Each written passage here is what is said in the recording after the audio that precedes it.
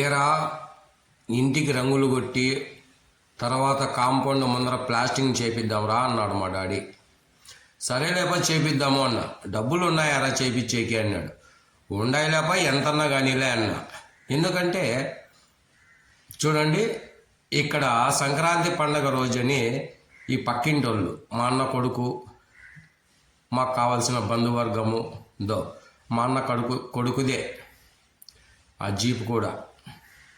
ఇక్కడ అన్న గంగన్న టాటా చెప్తున్నాడు, వీడియో తీవయ్యా, నా గురించి కూడా సెల్లులో పెట్టు, కథ రాయి అని కథలు చెప్తున్నాడు. సరేలేనా అని ఆయన సంతోషం కోసం వీడియో తీసినాను కొంతసేపు.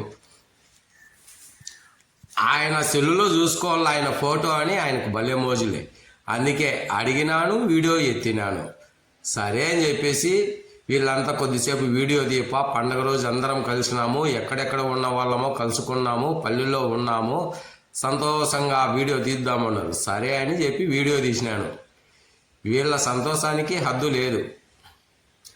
ఇక్కడ మా అమ్మాయి స్వప్న భర్త సంతోష్, వీళ్ళు విదేశాల నుంచి ఈ సంక్రాంతి పండగకు వచ్చినారు. వచ్చి వాళ్ళ తాతను సంతోషంగా మాట్లాడించగలిగినారు. వాళ్ళ తాత చాలా సంతోషపడ్డాడు. ఈ అమ్మాయి వీళ్ళ తాత కోసము ఎంతో సుదూరమైన కొన్ని వేల మైళ్ళ నుంచి ఈ అమ్మాయి వీళ్ళ తాతను చూడడానికి సంక్రాంతి రోజు వచ్చింది. వచ్చి ఏదో అమ్మాయి దగ్గర ఉన్న చిన్న బహుమతి ఇచ్చిందంట. వాళ్ళ తాత చాలా సంతోషపడ్డాడు. అమెరికా నుంచి వచ్చింది అమ్మాయి అబ్బాయి అని చెప్పేసి సంతోషంగా అమ్మాయి ఇచ్చిన బహుమతి స్వీకరించినాడు మా తాతగారు అనుకుంటా సంతోషంగా చెప్పి, వీళ్ళు బెంగళూరు బయలుదేరుతున్నాం టాటా అని చెప్తా ఉంది. ఓకే అని మేమందరం కూడా ఆ అమ్మాయికి, ఈ సంతోష్ అనే అబ్బాయికి టాటా చెప్పగలిగినాము. కరెక్ట్గా 2025 సంవత్సరంలో సంక్రాంతి పండగ రోజు వచ్చినందుకు వీళ్ళ తాత చాలా సంతోషపడ్డాడు, మనవరాలు సంతోషపడ్డారు. ఈ బుల్లెట్ ద్వారా బెంగళూరుకు బండిలోనే వెళ్తారంట వీళ్ళు. అబ్బా, ఏం సంతోషమా కదా, పండగ రోజు అందరూ కలిస్తే ఎక్కడెక్కడ వాళ్ళు కలిసినందుకు చాలా ఆనందంగా ఉంటుంది కదా. అవునండి, ఇటువంటి ఈ సందర్భాన్ని చూస్తూ వీళ్ళు కూడా సంతోషపడినారు. అవును, ఏవైనా పండగలు వచ్చినప్పుడే కదా కలిసేదని. సరే, ఆ కథను పక్కన పెడదాం. ఇప్పుడు జరగబోయే కథ ఏమనగా, కాంపౌండ్ గోడకి, అంటే మా ఇంటి కాంపౌండ్ గోడకి ప్లాస్టింగ్ చేయక కొన్ని సంవత్సరాలుగా నిలబడిపోయింది. సరేలే నాయనా, నువ్వు చెప్పినట్లు చేస్తాంలే అన్నాను. వెంటనే బేల్దారిని, ఈయన మా అన్న, చేద్దామంటున్నాడు.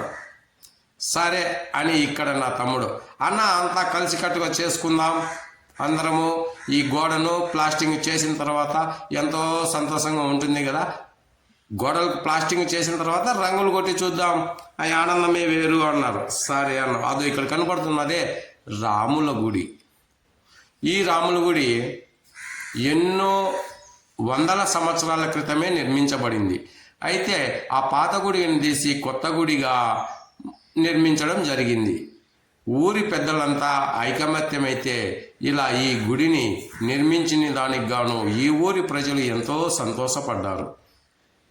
అవునండి, ఐకమత్యతో ఏదైనా సాధిస్తాం కదా, ఐకమత్యం ఉంటేనే కదా బలము. అందుకే ఈ గుడి నిర్మించడం జరిగింది. ఇక్కడ మా డాడీ గారు కుర్చీలో కూర్చున్నాడు కదా, అరే నాకు పని చేపించడం అంటే భలే సంతోషమురా, అందుకే ఎండలోనే కూర్చున్నాను, నాకు ఎండ అనేది ఒక లెక్క లేదు, ఇట్లాంటి ఎండలు ఎన్నో చూసినాను అంటున్నాడు. ఇక్కడ కనిపిస్తున్నాడే మా తమ్ముడు, ఈయన తమ్ముడే. ఈ ఇద్దరు తమ్ముళ్ళు కలిసి ఒకరు ప్లాస్టింగ్ మెత్తుతూ ఉంటే మరొకరు ఈ పెద్ద తమ్ముడు, ఆయన పెద్ద తమ్ముడే, ఇద్దరు తమ్ముళ్ళే.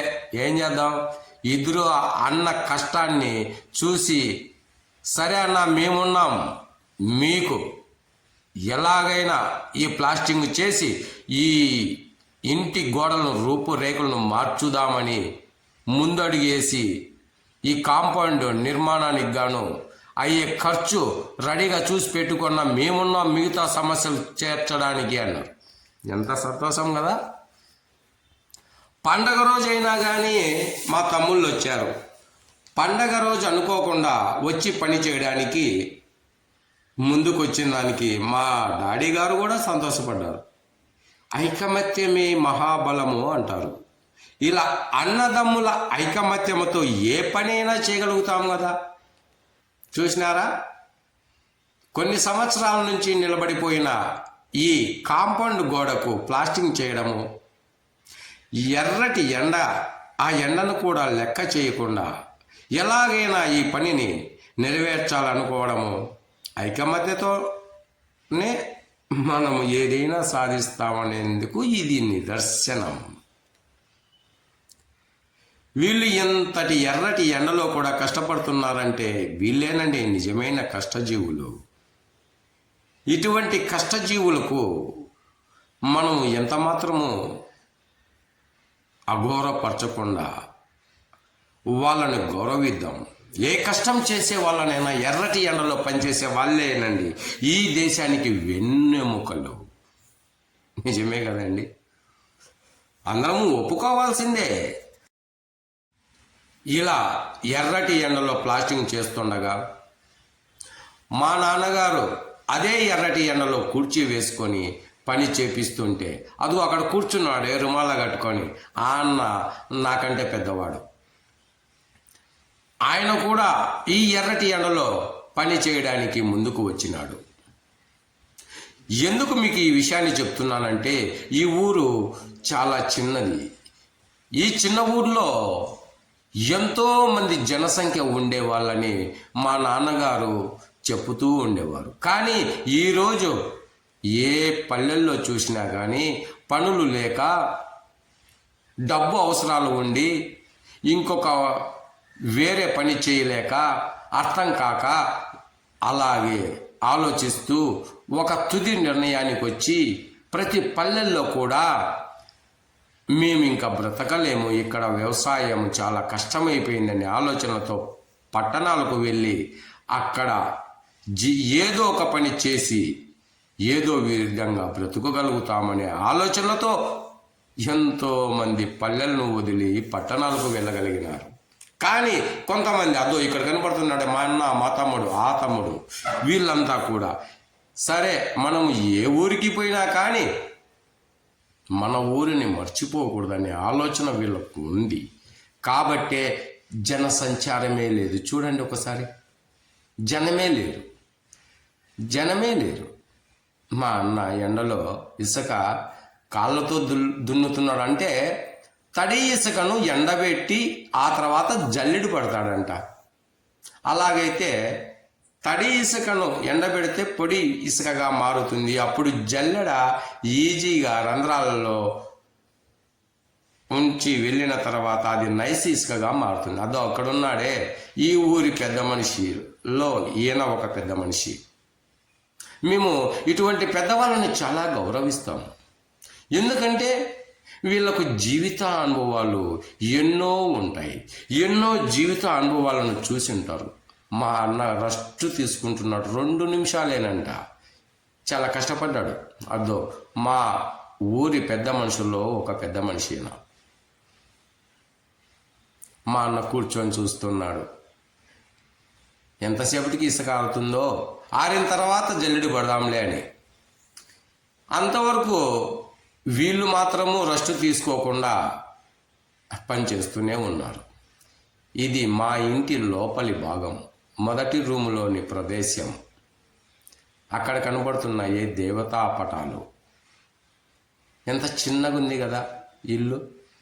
అదో ఇది మా వంట రూమ్, 2 గదులండి మా ఇల్లు. ఇక్కడ ఎవ్వరూ నివాసం లేరు. అంటే కుటుంబ సభ్యులమంతా టౌన్లో ఉన్నాం. ఇక్కడ మా నాన్నగారు అక్కడే ఈ 2 రూముల్లో నివసించగలుగుతున్నాడు. ఈయన ఈ ఇల్లు వదిలిపెట్టి రాడంట మా దగ్గరికి టౌన్లోకి.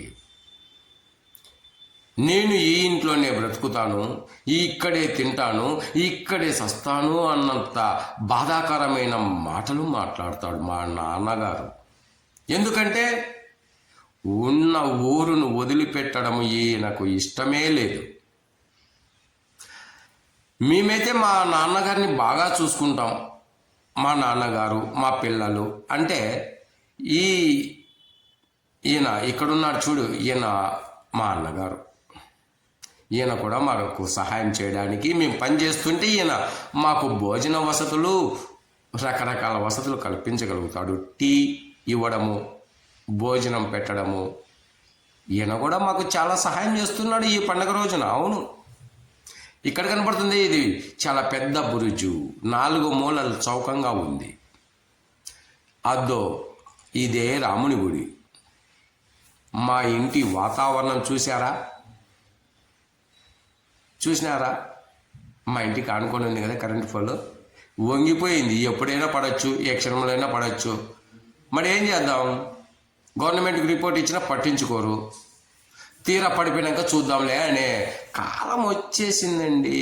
మనుషులకు వాల్యూ లేదు. ఎక్కడైనా సమస్య జరిగినప్పుడు ముందే రిపోర్ట్ ఇవ్వగలిగితే వాళ్ళు యాక్టివ్ కారు. జరగనీలే, ప్రమాదం జరుగుతుంది, ఇప్పుడు ఏమైనా ప్రమాదం జరిగినప్పుడు చూద్దాంలే అనుకునే వాళ్ళు ఏం చేద్దాం? సర్దుకుపోవాల్సిందే. మరి వాళ్ళకు కూడా ఇంకా రకరకాలైన కష్టాలు ఉండొచ్చు కదా. అందుకే పూర్తి నెగ్లిజెన్స్ అంటూ ఎవరు ఉండరండి. కానీ పని ఒత్తిడి వల్ల చూద్దాంలే, ఫస్ట్ ఈ పని అయిపోయి అనుకుంటారు. నిజమే కదండి.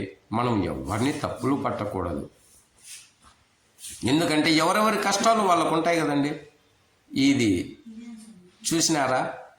పాడు పడిపోయిన ఇల్లు, ఆ ఇంటి పరిసరాలు చూడండి. ఇక్కడ చాలా సందడిగా ఉండేదంట ఒకప్పట్లో ఇల్లు, మనుషులు, ప్రజలు. కానీ ఇప్పుడు ఎటు చూసినా మనుషులు లేరు. ఈ పల్లెలో ఎందుకు మరి మనుషులు లేనప్పుడు ఇల్లు కడుతున్నారు అనుకోద్దండి. మా నాన్నగారు పుట్టి పెరిగిన ఊరు, మా నాన్నగారు ఈ ప్రాంత వాసులతో సహసంబంధాలు కలిగిన వ్యక్తి. ఇక్కడి వాతావరణము, ఇక్కడి మనుషులు, ఈయన చనిపోయేంత వరకు కూడా ఈ ఊరును వదలను అంటాడు. మరి అదే రకంగా మనము కూడా ఆలోచిస్తే ఎంతో బాగుంటుంది కదా. ఉన్న ఊరుని ఎలా మర్చిపోతారండి? పెరిగిన వాతావరణాన్ని, పెరిగిన ఊరును ఎలా మర్చిపోగలుగుతారు?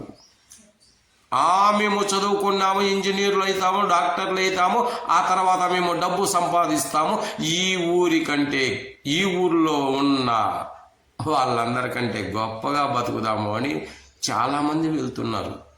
అలాగని మా ఊరు ఒకటే కాదండి, చాలా పల్లెల విషయం ఇలాగే ఉంది. మరి ఏం చేద్దాం? ఇక్కడ నలుమూల చదరపు ఆకారంలో ఉన్నదే బురుజు అంటారు. ఎవరూ లేరు కదా. ఎవ్వరూ లేని ఈ ఊర్లో ఎలా ఉండాలనిపిస్తుందో మా నాన్నకు అనుకుంటాం. కానీ మా నాన్న చెప్పే మాట ఒకటే, అరే ఈ ఊర్లో పుట్టాం, ఈ ఊర్లో పెరిగాం, ఈ ఊర్లో చేస్తాం. ఇదే సూత్రాన్ని ప్రతి ఒక్కరూ అనుకోగలిగితే పల్లెలు మరలా పచ్చదనంగానే ఉంటాయి. ప్రతి పల్లెల్లో కూడా జనసంచారం మొదలవుతుంది. ప్రతి పల్లి ఆనందంగా ఉంటుంది. మా నాన్నగారు ఈ బురుజు మా ఇంటికి ఎదురుగా ఉన్నందుకు ఇక్కడ టైంపాస్ కావడానికి ఈ అరుగుల మీద కూర్చుంటాడు. ఈ గుడి చూద్దాం. చూడండి, ఈ అరుగు ఉన్నదే చిన్నగా. ఈ అరుగు ఇలా దేవుని గుడి ముందర కట్టడం జరిగింది. బురుజు చూడండి ఎంత పెద్ద రంధ్రాలు ఉన్నాయో. ఈ బురుజులో ఒకరోజు ఈ రంధ్రంలో ఒక పాము ఉంటే నేనే స్వయంగా చంపాను. ఇటువంటి రంధ్రాలు లేకుండా ప్లాస్టింగ్ చేయడానికి ఎవరైనా ముందుకు రాగలిగితే భయం లేకుండా ఈ బురుజు చుట్టుపక్కల కూర్చోవడానికి అవకాశం ఉంటుందని నా మనసులో మాట మాత్రమే ఇది. మీకు ఎవరికి సలహా ఇవ్వడం లేదండి. అవును, ఉంటే బాగుంటుంది కదా అని అంటున్నాను అంతే. ఎవరు నా మాటలను అపార్థం చేసుకోవద్దండి. అర్థం చేసుకోవడానికే ప్రయత్నం చేయండి. ఈ బురుజు చూడండి ఎంత విశాలంగా నలుమూలల చదరపు ఆకారంలో ఉంది. ఇటువంటి బురుజులు ఈ మండలం లోపల లేదు అంటారు. ఎందుకంటే ప్రతి ఊర్లో బురుజులు ఉన్నాయి, కానీ ఏ బురుజు చూసినా రౌండ్గా అంటే గుండు ఆకారంలో ఉంటుంది, రౌండ్గా. కానీ ఈ బురుజు నలుమూలల చదరపు ఆకారంలో ఉంది. ఈ బురుజు చుట్టూ చూడండి కంప చెట్లు. ఇక్కడ కూడా ఒక ఇల్లు ఉండేదండి. కానీ ఇంటి ప్రజలు కూడా వేరే టౌన్లోకి వెళ్ళారు. ఇక్కడ గంగమ్మ, ఈ గంగమ్మ తాన ప్రతి సంవత్సరం జాతర జరిగేది అంటారు. నేను కూడా చూశాను ఒకసారి చిన్నప్పుడు, అంతేనండి. అప్పుడెప్పుడో చూసిన జాతర ఇప్పటికి పూర్తి ఎక్కడ గుర్తుంటుంది? అందుకే ఎలా జాతర జరుపుతారు, ఈ బురుజు చరిత్ర ఏంటి అని నాకు ఇప్పటి వరకు పూర్తి సమాచారం లేదు. ఈసారి వీడియో తీసినప్పుడు ఈ బురుజు చరిత్ర మీ అందరికీ తెలియచేయాలని అనుకుంటున్నాను. ఎందుకంటే నాకే తెలియనప్పుడు ఈ బురుజు చరిత్ర మీకు ఎలా చెప్పగలుగుతాను? నిజమే కదండి. ముందు నేను తెలుసుకున్న తర్వాతనే కదా మీ అందరికీ ఈ బురుజు సమాచారాన్ని తెలియచేయాలి. అందుకే ఈసారి వీడియో ద్వారా మీకు ఈ బురుజు చరిత్ర తెలియచేస్తాను. అమ్మయ్య, ఒకవైపు ప్లాస్టింగ్ అయిపోయింది. ఇక్కడున్నాడే ఈ ఊరి పెద్ద మనుషుల్లో ఒక పెద్ద మనిషి అని, ఈ పెద్ద ఆయన మేము మామ అని పిలుస్తాను. ఎందుకంటే ప్రేమ, ఆప్యాయత, అనుబంధం, అనురాగం ఈ పల్లెల్లోనే దొరుకుతుంది కదా. ఇది మా ఇంటి గోడ, గుడికి ఎదురుగా ఉంది. పల్చని బీడు భూముల్లాగా మిగిలిపోయింది ఊరు. ఎంత పచ్చగా ఉంది కదా. ఇటువంటి పచ్చదనాన్ని మనము టౌన్లలో, పట్టణాలలో చూడగలుగుతామా? చూడలేం కదా. ఇంతటి ఆహ్లాదకరమైనటువంటి వాతావరణము ఏ సిటీలో అయినా ఉంటుందా? ఉండదు కదా. బెంగళూరు అంటాం, హైదరాబాద్ అంటాం, కలకత్తా అంటాం, ఢిల్లీ అంటాం, ఎక్కడుంటుందండి ఇటువంటి వాతావరణం? అదో ఇక్కడ ఈ రాముని గుడి నిర్మించినారు కదా, పెయింట్లు ఎప్పుడో కొట్టినారు, అవి ఇలా అయిపోయినాయి. కొన్ని సంవత్సరాల క్రితం కొట్టింటారు పెయింట్లు. మరి ఊరి పెద్దలందరూ సలహా తీసుకొని పెయింట్లు కొడదాము అని మా ఊరి పెద్దలు అంటున్నారు. అటువంటి కార్యక్రమంలో నేను కూడా పాల్గొంటే బాగుంటుంది అనుకుంటున్నాను. ఓకే, ఏమవుతుందో చూద్దాం. అదో ఇక్కడ బురుజు పక్కనే మా మామ వాళ్ళ ఇల్లు. ఈ ఇంటి వాళ్ళు కూడా పట్టణంలో నివసిస్తున్నారు. ఇలా అంతెందుకండి, మేము ఆ కుటుంబ సభ్యులు చాలా మెంబర్స్, పెద్ద కుటుంబమే మాది. అయినా మేమందరం ఎవరము లేమే పల్లెలో. ఊరు మాది, ఈ ఊరు పేరు మాది అని గొప్పగా చెప్పుకునే రోజులు ఒకప్పట్లో ఉండేది. కానీ ఇప్పుడు ఆ పల్లిలో సరేలే చూసొద్దాంలే పల్లెని అనేటోళ్ళమే, కానీ ఆ పల్లెలో నివసించి ఆ పల్లె వాతావరణాన్ని ఆస్వాదిద్దామని ఎంతమందికి ఉందండి. అవును, ఉద్యోగాలు వచ్చినందువలన ఏవేవో పట్టణాలకు, ఏవేవో ఊర్లకు వెళ్ళి అక్కడ ఉంటున్నాం. ఇలా వస్తుంటాం, పోతుంటాం, పంటలు పెడుతుంటాం, వెళ్తుంటాం. అంతే. ఆస్వాదించాలి, ఈ పల్లెల్లో బ్రతకాలి. చిన్నప్పుడు ఎంత సంతోషంగా ఉండేవాళ్ళము, ఎంత ఆరోగ్యంగా ఉండేవాళ్ళము అనే ఆలోచన మరొక్కసారి మన మనసులో మెదిలితే చూడండి, అక్కడ కొంగ ముచ్చటగా ఉంది కదండి. అవును, ఎటు చూసిన పచ్చదనమే. అదే టౌన్లో అయితే అక్కడ వెళ్తున్నాడే ఈయన మా చిన్ననాటి స్నేహితుడు, ఈయన కూడా మా అమ్మ అవుతాడు. అవును, కులాలు వేరు కావచ్చు, మతాలు వేరు కావచ్చు, కానీ స్నేహ సంబంధమైనటువంటి ఈ మనుషుల దగ్గర పెరగాలంటే, ఈ మనుషుల దగ్గర ఉండాలంటే ఎంతో సంతోషం కదండి. అదే టౌన్లలో అయితే ఎవరికి ఎవరో, ఆయనెవరో ఈయనెవరో తెలియదు. అటువంటి సంబంధాలు, అటువంటి జీవితాలు మనకు అవసరమా? నేను అనుకుంటున్నానండి, నాకు ఏదో ఒక రోజు ఉద్యోగ రీత్యా నేను రిటైర్డ్ అయిన రోజు నాకు వస్తుంది కదండి, అది నిజమే కదా. మరి ఆ తర్వాత అప్పటి నుంచి ఈ ఊర్లోనే చిన్నప్పుడు ఎలా పెరిగాను, ఎలా ఈ వాతావరణంలో నేను పెరిగినాను, ఎలా ఈ వాతావరణాన్ని ఆస్వాదించినాను అని నా మనసులో మెదులుతుంది కదా అప్పుడప్పుడు. అందుకే అదే విధంగా ఈ ఊరికి వచ్చి ఈ ఊరిలోనూ ఉన్నతాకి తిని హ్యాపీగా సంతోషంగా ఆరోగ్యకరమైన ఈ వాతావరణంలో నేను జీవించాలి అనుకుంటున్నాను. మా తమ్ముళ్ళు అతి కష్టం మీద ప్లాస్టింగు ఒకవైపు గోడను ముగించగలిగినారు. పని అయిపోయిందండి. అవును, ఇంకొక భాగమే కదా ఉండేది. మా అన్న ఎంతసేపు చేస్తారా మీరు, నేను ఎండలో ఉండలేకపోతాను అనే ఆలోచనలో ఉన్నట్లున్నాడు మా అన్న. కానీ బయటకైతే చెప్పడు. ఎంత కష్టమైనా కానీ పని అయితే నెరవేర్చగలుగుతాడు. అవునండి, మా అన్నకు 60 సంవత్సరాలు అయినా కానీ ఈ వయసులో కూడా కష్టపడుతున్నాడు కదా, చాలా సంతోషమే కదా. మా నాన్న చూస్తున్నాడు రోయ్. ఎవర్రా ఇంకా ఇంతసేపు ఎండలో, మేమైతే చిన్నప్పుడు భలే కష్టపడే వాళ్ళము, ఇప్పుడు కష్టపడలేరా మీరు అని చిన్నగా అంటాడు. కానీ అదే మాట గట్టిగా కూడా అంటాడు అనుకోండి. ఎందుకంటే వాళ్ళ వయసులో వాళ్ళు తిన్న తిండి ఇప్పుడు మనము తినలేము, ఆ పని చెయ్యలేము కదా. నిజమే మరి. అప్పటి వాళ్ళకు ఇప్పుడు పని చేసే వాళ్ళని చూస్తే బెట్టుగా కనపడుతుందో ఏమో, ఏంద్రా పని చేయడము అంటారు. సరే, ఇప్పుడు మనకు అంత తిండి తినలేం, అటువంటి ఆరోగ్యమైనటువంటి వాతావరణంలో పెరగలేదు. అందుకే మనకు శక్తి ఉన్నంతలో మన పని మనం చేయగలుగుతామని ఎండలో కూడా చూడు ఈయన కష్టపడుతూనే ఉన్నాడు కదా. ఎంత బాగుంది కదా. మా మామ ఆడే కూర్చున్నాడు.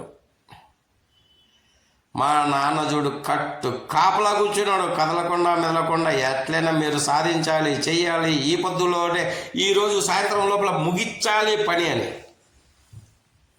అవును, పెద్దలు అనుకుంటారు. వాళ్ళు ఎప్పుడైతే అనుకుంటారో, ఏ పని చేయాలనుకుంటారో ఆ రోజే ముగించగలిగితేనే వాళ్ళకి సంతోషం అంటారు. ఇప్పటి మన వాళ్ళకు ఓపిక తక్కువ కాబట్టే మనం సరేలే చేస్తాంలే అంటాము, సైలెంట్గా అయిపోతాం. మా నాయన చూడు, అంత ఎండలో కూడా మళ్ళా వచ్చి ఏం పని చేస్తున్నారా, ఎంతవరకు పని సాగిందా, ఇసుక తీసిపోయి ఆడేయి, ఆ సిమెంట్ మూట ఇప్పు అని సలహాలు ఇస్తూ ఆయన కూడా ఎండలోనే తిరుగుతూ వీళ్ళ దగ్గర పని చేపిస్తున్నాడు. మా తమ్ముడు ఇసుక అయిపోయిందని చెప్పేసి మళ్ళా ఇసుక అన్న జల్లెడు పట్టిన ఇసుకను తీసుకొని వచ్చి ఇలా గోళాలతో కొలత వేసి ఒక సిమెంట్ మూటకు 16 గోళాల ఇసుక వేయాలంట. ఎవరైనా తెలియని వాళ్ళు, కొత్తగా నేర్చుకునే వాళ్ళు ఉంటే ఇది సలహా ఇస్తున్నానండి.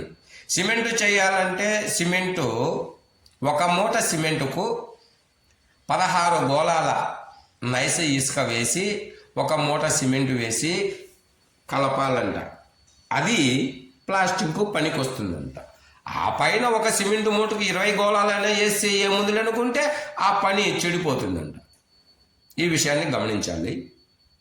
మనము ఎంతసేపు మాట్లాడుకున్నా కానీ, ఎంతసేపు ఈ విషయాన్ని చెప్తున్నా కానీ కొన్ని కొత్త విషయాలు తెలుసుకుందామని ఈ విషయం మీకు చెప్తున్నాను అంతే. మా అన్నగారు చూడండి, ముందు ఎప్పుడో ఇసుక చెడిపోదు కదండి. ఎప్పుడో తీసుకొని పెట్టుకున్నటువంటి ఇసుకను చాలా భద్రపరిచినారు మా అన్న, మా నాన్నగారు. భద్రపరిచిన ఇసుకను ఇప్పుడు వాడుతున్నారు అంటే కొన్ని సంవత్సరాల క్రితము ఉన్నటువంటి ఇసుక. ఏ వస్తువైనా కానీ పోగొట్టుకుంటే ఏమిలే ఆ రోజుటికి చూద్దాంలే అనుకుంటే ఈరోజు ఈ రకంగా సులభంగా పని అయ్యేది కాదు కదా. ఎప్పుడో కొన్ని సంవత్సరాల నుంచి తీసి ఎత్తిపెట్టినటువంటి ఇసుకను జాగ్రత్తగా పరిచినందువల్లనే కదా ఈరోజు ఈ ఇసుక ఉపయోగపడుతుంది. మీరు కూడా ఇంటికి సంబంధించిన పనులు చేయించేటప్పుడు ఏదైనా ఇసుక, ఇటుకలు, కంకర, ఇటుక పెళ్ళలు ఇటువంటివి మిగిలినాయి అనుకోండి, అవి జాగ్రత్తగా ఎత్తిపరచుకుందాం. జాగ్రత్తగా ఎత్తిపెట్టుకున్నప్పుడే కదండి మళ్ళా ఆ వస్తువులతో ఎప్పుడైనా పనికి మనకు వచ్చినప్పుడు డబ్బు ఖర్చు కాదు. ఎంత దూరం ఆలోచన గల విషయాలు కదండి ఇవి. అందుకే పెద్దల మాట సద్ది మూట అంటారు. అక్కడ మా తమ్ముని ఇల్లు, ఇది మా అన్నగారి ఇంటి వెనకల భాగం. అదో ఇది మా గంగన్న మామ ఇల్లు, మా మేనమామ. ఇలా చుట్టుపక్కల అందరూ మా వాళ్ళేనండి. ఎంత ప్రేమగా పలకరించుకుంటాం కదా. పల్లెకు రాక వస్తామండి. ఆ వచ్చిన రోజు చాలా సంతోషంగా అందరము ఏరా బామార్ది బాగున్నావా, ఏరా అన్న బాగున్నావా, ఏరా తమ్ముడు బాగున్నావా అనుకుంటా అంటే ఆ పలకరింపుల్లో ఎంతో సంతోషం కదా. ఏమండి, మనం టౌన్లో నివసిస్తున్నాము, మరి మనకి ఎప్పుడైనా కానీ ఇంత ప్రేమగా ఆప్యాయతగా పలకరించిన వాళ్ళు ఉన్నారా? లేరు. ఎంతసేపు వాని సినిమా బాగుంటుంది, ఈయన సినిమా బాగుంటుంది, పోయినావా లేదా, ఇవే వ్యవహారాలు. అదే పల్లెల్లో అవి కాదండి మాట్లాడుకునేది. ఏరా నీ పంటకు నీళ్ళు అవుతున్నాయా లేదా, ఈ పంటకు పురుగు పట్టిందా, మందు కొట్టినావా లేదా అని ఎప్పుడు ఈ మాటలే మాట్లాడుకుంటాం. ఎప్పుడు వర్షం వస్తుందో తెలీదు. ఒకవేళ వర్షం రేపే వస్తే ఈ ధాన్యం ఏమైపోతుందో అనే బాధలు, ఆలోచనలు ఈ పల్లెవాసులకు ఉంటాయి. మన పల్లెవాసుల ఆలోచనలే గొప్పవి. అలా ఆలోచించుకోవడం వల్ల ఎవరి తోటలకైనా కానీ చీడ పురుగు పట్టిందనుకోండి, అప్పుడేమనిపిస్తుంది, ఒక చిన్న సలహా ఇస్తాం. ఆ సలహా వల్ల ఆ పంట బాగా పండుతుంది. ఆ పంట బాగా పండితే ఈ ఊరికంతటికీ ధాన్యం అవుతుంది. ఆ తర్వాత మిగిలితే పక్క పల్లెకు కూడా పంపిస్తాం. ఇంకా మిగిలితే టౌన్ వాళ్ళకు పంపిస్తాం. చూడండి, ఇద్దరు మాట్లాడుకునే పల్లెల్లో పెద్ద మనుషుల, పల్లెల్లో స్నేహాల సంబంధాల వల్ల ఎంతో మందికి ఆహారం దొరుకుతుంది కదా. పల్లెవాసుల, పల్లె ప్రజల ఆలోచన విధానాలు ఎంతో గొప్పవి కదా. మనము పంటల గురించి నిరంతరము నిత్యము మాట్లాడుకుంటాము పల్లెల్లో. కానీ అదే టౌన్లలో నిరంతరము నిత్యము మాట్లాడుకునేది ఆ కాల వాసన వస్తానంట, మున్సిపాలిటీ వాళ్ళు రాలేదు, ఎత్తలేదు, ఈడ దిబ్బ ఇట్లాగే ఉంది, ఈగలు వాళ్తాడే, మున్సిపాలిటీ వాళ్ళు రాలేదు. కానీ వీళ్ళు చేయలేరండి, ఎవరో వచ్చి చెయ్యాల. అది పట్టణ వాసుల ఆలోచన విధానాలు. పల్లెల్లో అది కాదు కదా. మురికి కాలువలే ఉండవు, అవసరం లేదండి. మురికి కాలువలు ఉండాల్సిన అవసరం లేదు. ఆ నీటిని ఎలా మనము వాడుకోవాలో తెలుసు.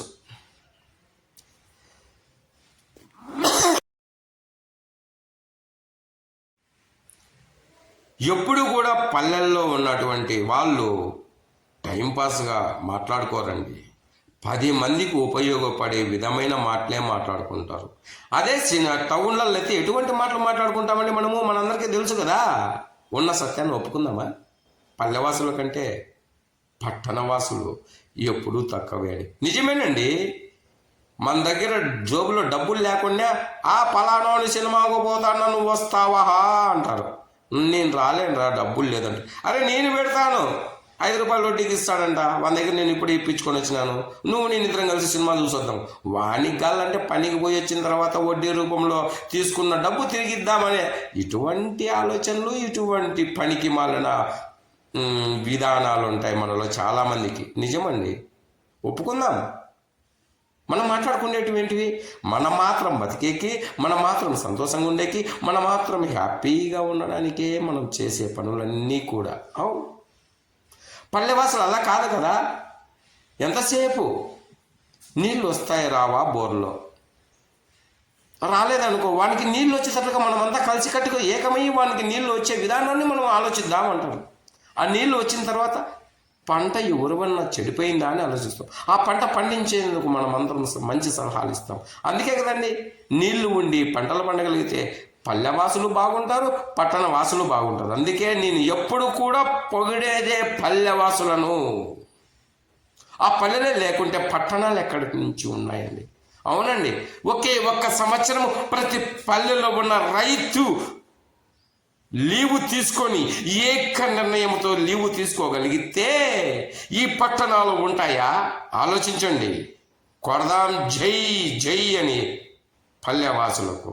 మనము పల్లెవాళ్ళమండి.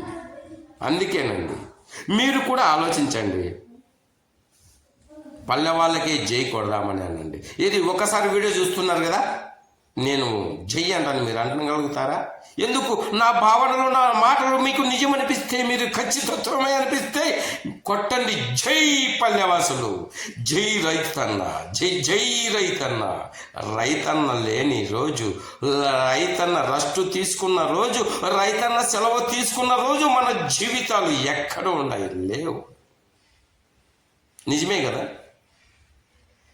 మన జీవితాలు అన్నీ కూడా ఒక రైతు మీద ఆధారపడి ఉన్నాయి. అందుకే రైతును గౌరవిద్దాం, ఈ దేశ ప్రజలను కాపాడుకుందాం.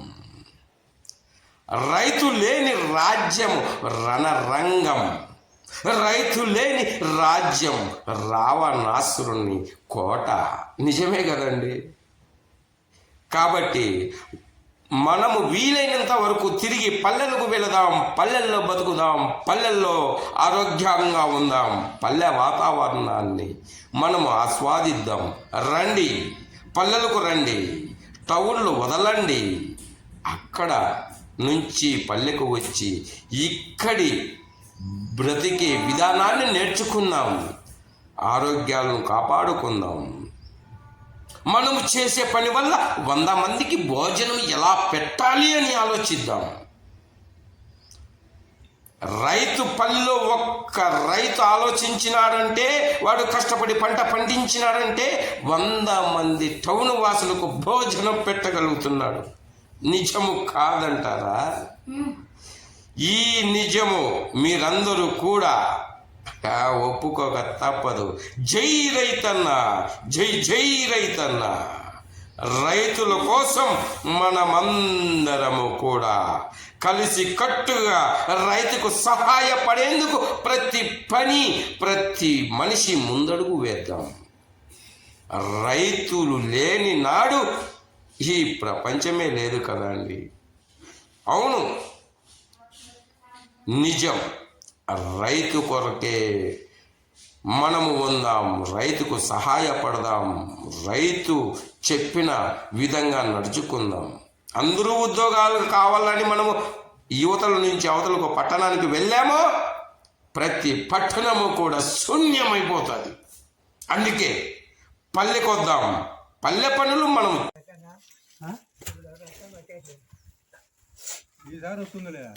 ఈసారి వస్తుంది బాగా వచ్చేస్తుంది.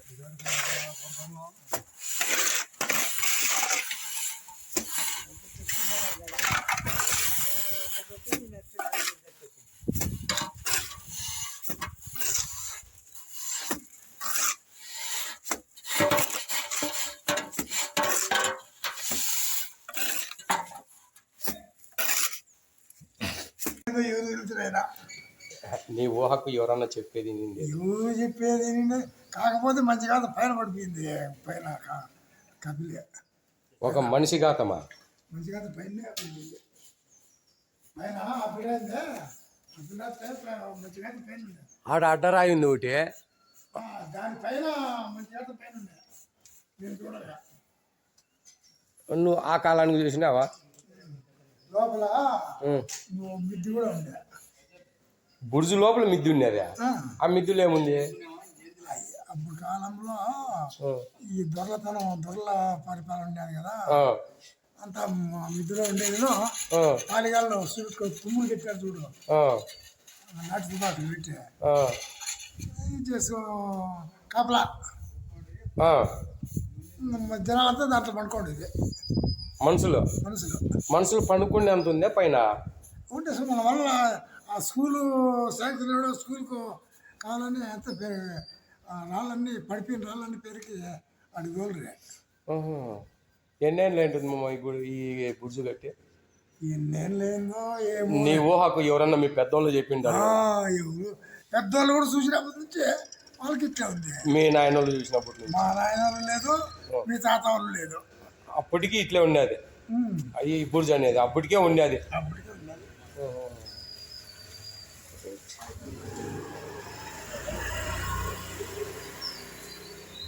ఊరికి ఉన్నాయి కట్టపల్లిలో పులుస్తుంది, నల్లపల్లిలో పులుస్తుంది, కటారపల్లిలో పులుస్తుంది, గాడపల్లిలో పులుస్తుంది. అదే బురుజులు బురుజులు పెట్టుకొని దాంట్లో ఉన్నారు జనాలు. ఈ గుళ్ళో ఆ పైన బుర్జులు ఏమన్నా దేవుడు గుడి ఏమన్నా ఉన్నారా? ఎందుకంటే మామూలు దేవుడు చేస్తే బాడి పిల్లను బాడి పిల్లను కొట్టేది, కొట్టి బలి చేయాల్సిందే గంగాదేవికి. ఎన్నాళ్ళకి ఒకసారి చేస్తున్నారు? అప్పుడు సంవత్సరం 2 ఏళ్ళకు 3 ఏళ్ళకి చేస్తాంటే ఇప్పుడు 50 ఏళ్ళు అయిందో. నేను చూసిన నేను ఒకసారి చూసినామమ్మ దేవరా, ఆ వయసు ఎంతదో సూచాయిగా గుర్తు అంతే కానీ ఒకసారి దేవర జరగంగా చూసినా. ఇప్పుడు దేవర లేదు, ఒక దేవాలయం కట్టేది ముందు దేవర చేద్దామన్నా అంటే నాకు దేవాలయం కట్టేసి ముందు దేవర చేద్దామన్నా.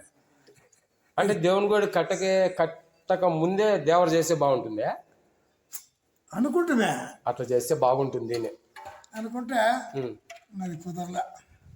మళ్ళీ చేద్దాంలే మళ్ళా అంటే మళ్ళీ అయ్యే పని కాదు. ఇదో మా ఇంటి పని చేసినట్లు 6 నెలల కిందట గోడ కట్టినాడు, మళ్ళీ చేద్దాంలే అంటే ఈ పొద్దులు జరిగింది. అట్లుంటుంది. రైట్, ఇప్పుడు చేసే పని అప్పుడు చేసేయాలి.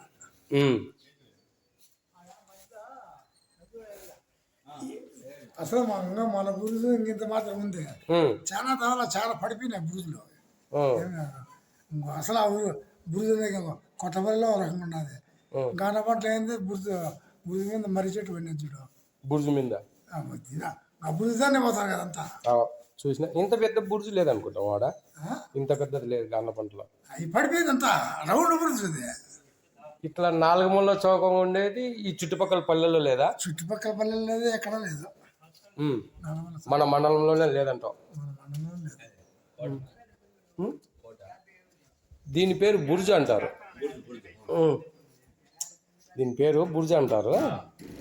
ఇట్లా అంటే చుట్టుపక్కల అంతా రౌండ్ ఉంటాయా? రకరకాల రౌండ్ రౌండ్ ఇది ఒకటే. అయినా బాగుంది బా, ఇన్నేళ్ళు అయినా పడిపోకుండా. పడిపోయిందే పడదు లోపలికే. పడిందనా కొంచెమన్నా? అయ్యో మంచిగా పైన పడిపోయింది. అవునా? మంచిగా పైన పడింది.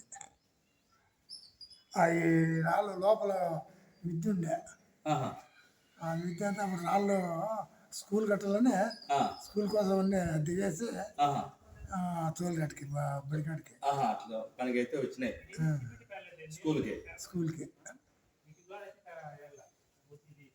రాళ్ళు ఏం లేవా? పడిపోయిన రాళ్ళు ఉంటాయి అంతే. అంటే ఎంతసేపటికి బయటకి అయితే పడవ అనుకుంటాం రాళ్ళు? బయటకి అయితే పడవ. నువ్వు బయట చూడు, లోపల పెరుక్కుంటా వినాడు. కట్టిండే విధానం అట్లా ఉంది, ఒక్క రాయి కూడా రాదు. ఒక్క రాయి కూడా రాదు, బయట పడే క్వశ్చన్ లేదు. ఒకవేళ రాళ్ళు పడినా లోపలికి బుర్జు లోపలికి పడిపోవాలా, బుర్జు లోపలికి పడిపోవాలి. బయట లోసూపుతో కట్టాడు. అవును, అంతా చూస్తే చూసే నలుగుమే కింద నుంచి ఇంకా లో చూపే ఉంది. నువ్వు కింద చూసుకో, పైన చూసుకో, పైకి పోను పోను పోను 1.5 తేడా వస్తుంది. ఇట్లా వస్తుంది చుట్టూరు చూస్తే చుట్టూరగా ఇట్లా లోపలికే వాల్ ఉంది. లోపలికే పడి రాయిందా అట్లా అట్లా పడిపోతుంటది అంతే. ఇప్పుడు ఇంజనీర్ల కంటే ఆ ఇంజనీర్లే మేలేదు. ఇప్పుడు కంప్యూటర్ ముందర పెట్టుకొని చేసేది, అది చెప్పి కంప్యూటర్ ముందర పెట్టుకొని అది చెప్పినట్లు తింటారు అంతే. అప్పటికే వాళ్ళ ఐడియానే వాళ్ళ మెదడు అంత పనిచేస్తుంది.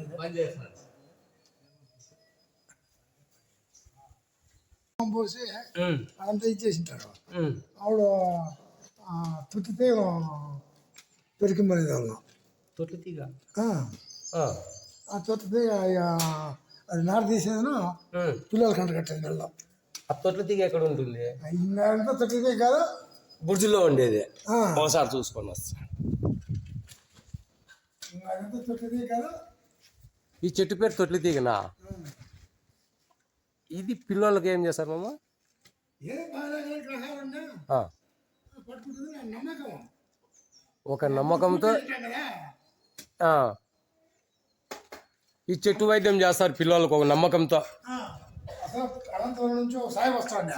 ఉమ్, ఈ కాళ్ళు చేతులు ఇరిపి వాళ్ళకు ఈ ఆకు కడితే బాగా అవుతుందని చెప్పని అదే మనకి వచ్చి పెరుక్కొని తిన్నాడు. అంత గొప్ప వైద్యం ఉంది ఆ చెట్లో. ఈ చెట్లకి క్రియలు మాటలే మంత్రాలు. ఉమ్, దాంట్లో అయినా అదేనా మనకి వస్తుంది వైద్యానికి. అది మనం తెలుసుకోవాలి అంతే. పలానా చెట్టు పలానా దానికి పనికి వస్తుందని. వైద్యులు అనే వాళ్ళు దాని మీద పరిశోధన చేసింటారు కాబట్టి. ఇప్పుడు టీవీలో వస్తుంది పొద్దున్న ముసలా చెప్తాడు చూడు, అన్ని చెప్తాడు, అన్ని చూపిస్తాడు ఎట్లా చేయాలా ఏం కథ అనేది చూపిస్తాడు. మనం ఆ పద్ధతిలో చేసుకుంటాం సార్. అంటే వాళ్ళు పెద్దోళ్ళు పరిశోధించింటారు పలానా చెట్టు పలానా వైద్యానికని. కరెక్ట్.